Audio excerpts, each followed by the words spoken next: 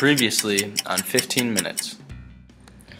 We continue our search into the mind and company of the man who took a sweaty t-shirt predicament at the age of 23 and launched it to be one of the premier sports companies of the U.S. When we last sat down with Mr. Plank, he brought us into the inner workings of the Under Armour offices. When inside, we quickly began to learn what aspects of the Under Armour culture shaped and allowed this sport giant to become one of the up-and-coming companies of the U.S. Under Armour's success would never have come to be without Plank's leadership style at the helm. Plank's get-it-done style of leadership, along with his never-ending promotion of the company's core values of authenticity, innovation, and entrepreneurial spirit, have shaped Under Armour into being one of the fastest-growing companies in the U.S. Throughout Under Armour's existence, Plank has encouraged an innovative and risk-taking mindset which allowed Plank's company to grow through the recession. In addition to creating a very successful company, Plank has never neglected to make Under Armour an ethical company both in the office and in the business world. Plank's strict guidelines on outsourcing have allowed Under Armour to stay clear of the labor problems which have plagued the industry. Also, by always staying true to the four pillars of greatness, Under Armour has always kept the customer at the forefront. Under Armour's strong sport team-like culture has allowed Under Armour to be always thinking about both the products they are making and the customers to which they are providing. In tonight's special, we will continue to dig deep into the workings of Under Armour. We will further look into the day-to-day actions of the CEO of Under Armour, Kevin Plank. Along with this, we will discuss the power bases Plank uses and the political actions that go on in Under Armour. Lastly, we will wrap up with an example of how these leadership qualities have translated into the financial success of Under Armour. All of this tonight on 15 Minutes.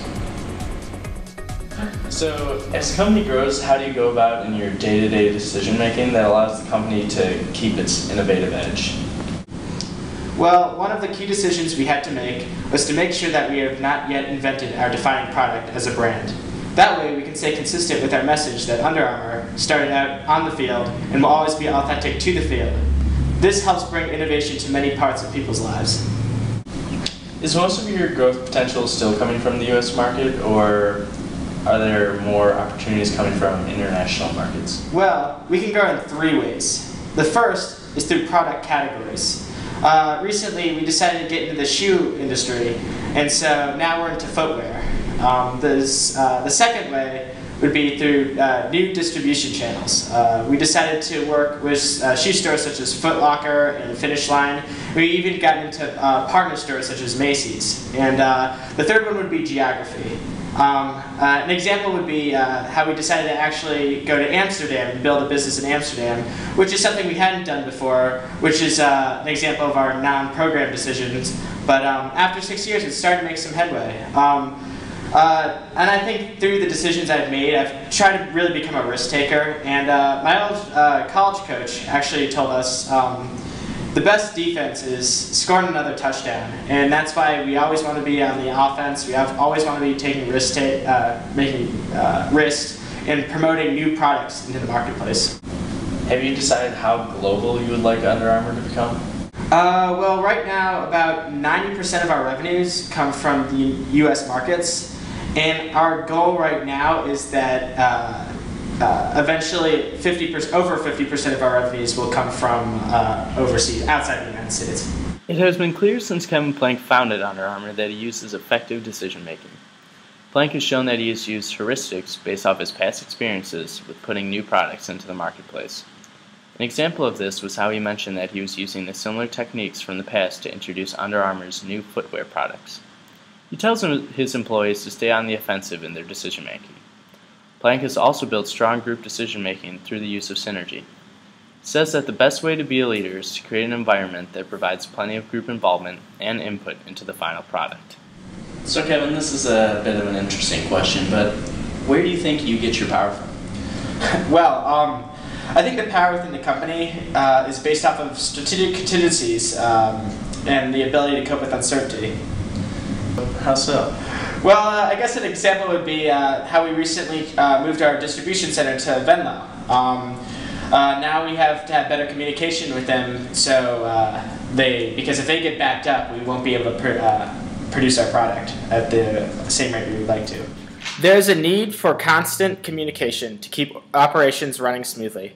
Also, the ability to cope with uncertainty comes from the outside power of the market and the economy.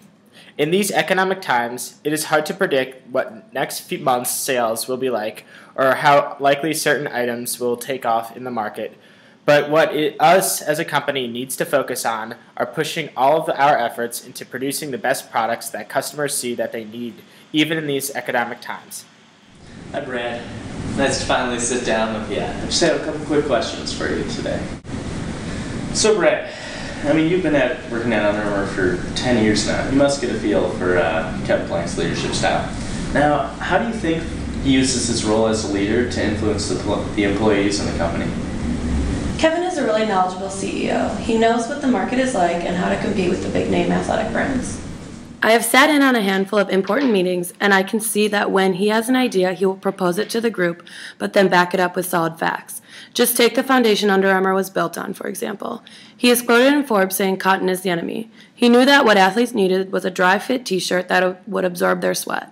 He presented the idea and gave reasons why, and that created the empire Under Armour is today. Are there any other tactics he uses?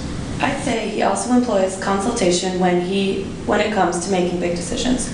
We are a strong organizational culture at Under Armour that is recognized by outsiders, but we have become that way by being an all-inclusive company. Plank does not sit in his office and only include his right man in decisions that will affect the company's future. He gets opinion and facts from every department before a decision is made. In the beginning of Under Armour, Plank would meet weekly with all 25 employees to discuss decisions. He would tell us that points were being brought up that he never even thought of. And I thought he really found value in that. Now at the size Under Armour is today, it is hard to get everyone together to meet, so Plank started MVP lunches where he speaks to standout employees and hears from them. I think he uses consultation effectively where he asks opinions of others before he makes a decision. Overall, how would you describe the effectiveness of Plank's use of power? I think it is very effective. I think because he makes people feel that they are included, it leaves little room for hostility from the employees.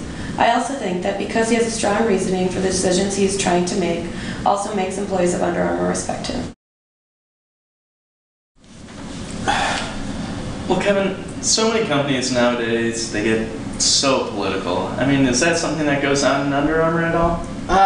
No. We operate with each other at Under Armour, not against each other. We have a strong organizational culture where it is clear to our employees, and even the public now, that we run our company. I think that in order to avoid organizational politics, it is important to be clear with the direction and communication. While I was visiting Under Armour's headquarters in Baltimore, I had the chance to sit on a financial information press conference held by CEO Kevin Plank and CFO Brad Dickerson. Welcome everybody to Under Armour's third quarter press conference. Both our CEO, Kevin Plank, and our CFO, Brad Dickerson, will be commenting on Under Armour's strategy and financial performance thus far in 2012, and more specifically in the third financial quarter.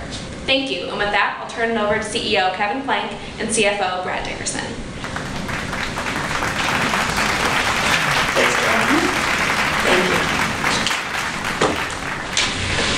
Good morning, everybody. Thank you for all coming out today. I would just like to go over a few numbers that I think reflect positively on Under Armour right now.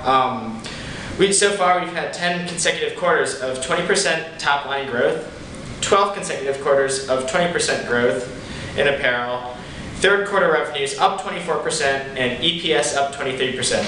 Inventory has been down 2% year over year. These numbers were chosen to speak of the level of consistent execution that you'll come to expect from an industry leader such as Under Armour. We are a growth company, one that in 7 years in the public markets has proven our ability to patiently unlock the power of the next great global athletic brand. When we spoke after our first quarter results earlier this year, we talked about two themes that were critical to the success in 2012 and beyond. First, when we innovate and add value for the athlete, we win. And second, our success in balancing the need to improve operationally in critical areas like supply chain, planning, and design, while executing to deliver that 20% growth. So looking at our example, one of our new products, our Cam Newton Highlight Cleat, was so successful that we plan on continuing to innovate and exceed customer expectations even further in our footwear department. Further, In our women's department, our Sweat Every Day, I Will campaign took marketing and branding innovation to a new level. So with that, are there any questions?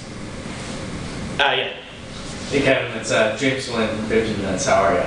Oh, good. Nice to see you again, James. Good. Just have a quick little question. So as the CEO of Under Armour, what will you do to position your company to meet production standards with such high growth rates in such a short period of time?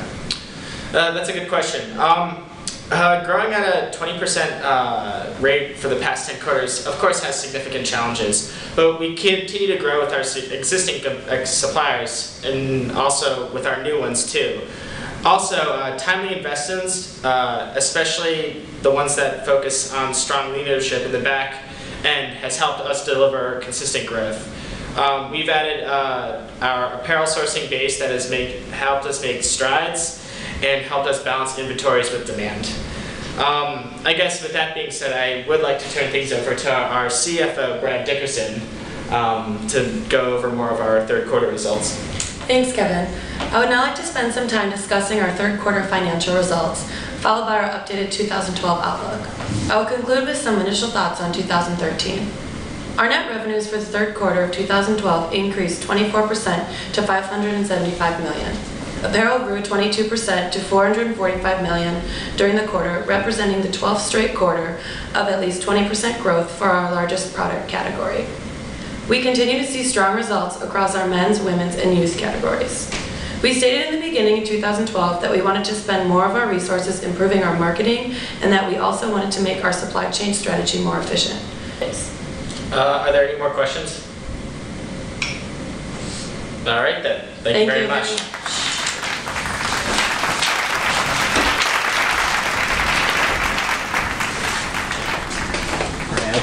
Bradley.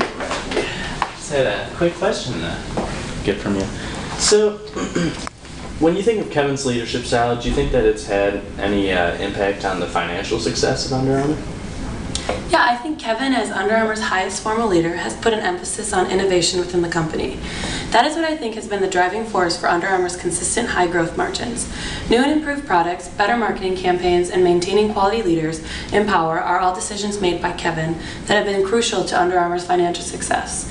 He gets these goals accomplished by being a democratic and charismatic leader, and also a team manager who values behaviors such as consideration and having strong and productive leader-member relations. Under Armour's employees want to work for him, and they want to follow through and successfully accomplish the goals we set together as a company. I sat down with the Incredibles to discuss some of the things that they had learned and some of the new insight that they gained from their investigation of Kevin Plank. And so first, what exactly did you learn about Kevin Plank?